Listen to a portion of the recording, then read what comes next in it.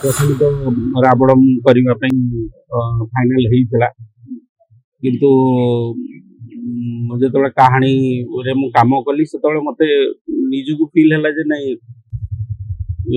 ମୋ ଠାରୁ ଆହୁରି ଭଲ କିଏ କରିପାରିବେ। ମୋ ପାଇଁ ମୁଁ କହିପାରିବି, ଆଉ କିଏ ଠିକ୍ ଥିଲେ ନଥିଲେ ସେଟା ମୁଁ କହିପାରିବି ନାହିଁ।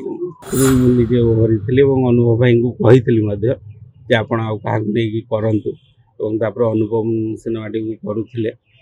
ଆଶା କରିବି ସେମାନେ କରନ୍ତୁ। ଜାଣିନାହିଁ, କାଲି ମୁଁ ବି ଆଜି ସକାଳେ ଖବରଟି ପାଇଲି ଯେ ସେ କାହିଁକି ଓହରି ଯାଇଛନ୍ତି। ତେବେ ରାବଣ ଗୋଟେ ବହୁତ ପ୍ରତୀକ୍ଷିତ ସିନେମା। ଅନୁଭବ ଭାଇଙ୍କର ଏଇ ସିନେମାଟିକୁ ଲୋକ ପ୍ରତୀକ୍ଷା କରିଛନ୍ତି। ଦଶହରା ପାଇଁ ତ ବହୁତ ସମୟ ଅଛି, ତେଣୁ ଜାଣିନାହିଁ ଆକ୍ଚୁଆଲି ସେଟା ପ୍ରଡକ୍ସନ ହାଉସର କଥା।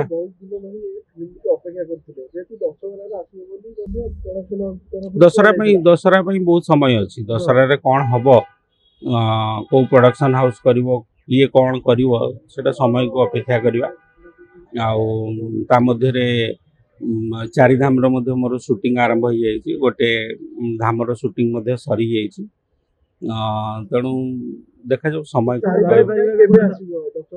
ନାଇଁ, ରିଲିଜ ଡେଟ୍ ଆମେ କିଛି କନଫର୍ମ କରିନୁ। ଆମେ ସୁଟିଂ ଆରମ୍ଭ କରୁଛୁ, ଯେହେତୁ ବହୁତ ବଡ଼ ସିନେମା ଏବଂ ବହୁତ ଗୁଡ଼ାଏ ଜାଗାରେ ସୁଟ୍ ହେବାର ଅଛି।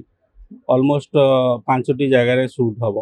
ଓଡ଼ିଶା, ଆପଣ ରାମେଶ୍ୱରମ, ଦ୍ୱାରକା, ହାଇଦ୍ରାବାଦ, ବଦ୍ରିନାଥ, ପୁରୀ, ଭୁବନେଶ୍ୱର। ବଦ୍ରିନାଥ ସରିଛି। ବଦ୍ରିନାଥର ସୁଟିଂ, ବଦ୍ରିନାଥରେ ଆମର 7 ଡେଜ୍ର ସୁଟ୍ ଥିଲା, ସରିଯାଇଛି। ଓଡ଼ିଶାରେ ମଧ୍ୟ 3 ଦିନର ସୁଟ୍ ଥିଲା, ସରିଛି। ଆହୁରି ଗୁଡ଼ାଏ ବାକି ଅଛି।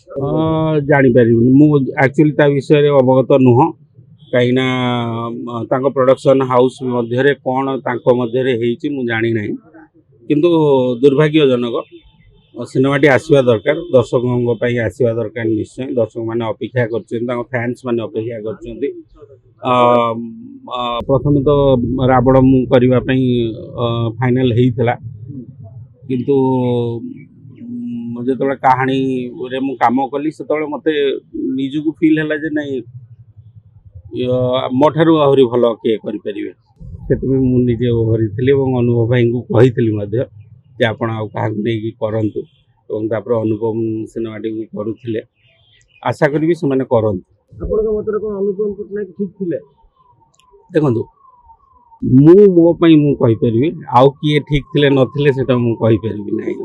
ନାଇଁ, ମୁଁ ଅନୁଭବ ଭାଇଙ୍କୁ ଯେତିକି ଦୂର ଜାଣିଛି, ସିଏ ସେମିତି କେବେ ବି ଫୋର୍ସ କରନ୍ତି ନାହିଁ କାହାକୁ କାଷ୍ଟିଂ କର, କାହାକୁ କାଷ୍ଟିଂ ନ କର, ସେମିତି କହନ୍ତି ନାହିଁ। ସେ ସବୁ ବିଭିନ୍ନ ପ୍ରକାର କମେଣ୍ଟ ଲୋକ କରୁଛନ୍ତି, ତେଣୁ ତାର ସତ୍ୟତା କ'ଣ ମୋତେ ଜଣା ନାହିଁ।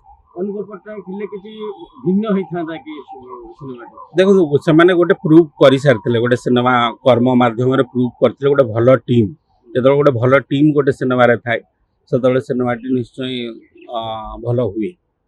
ତେଣୁ ନିଶ୍ଚୟ କିଛି ଭଲ ହେଇଥାନ୍ତା ବା ହବ ମଧ୍ୟ, ଦେଖାଯାଉ। ହିସାବରେ ଆପଣ କିଛି ଅନୁଭବଙ୍କ ସାଙ୍ଗରେ ଏ ବିଷୟରେ ଆଲୋଚନା କରିଛନ୍ତି? ମୁଁ ଏପର୍ଯ୍ୟନ୍ତ ଡିସ୍କସନ୍ କରିନାହିଁ, କିନ୍ତୁ ଖୁବ୍ ଶୀଘ୍ର ଏ ବିଷୟରେ କଥା ହେବି।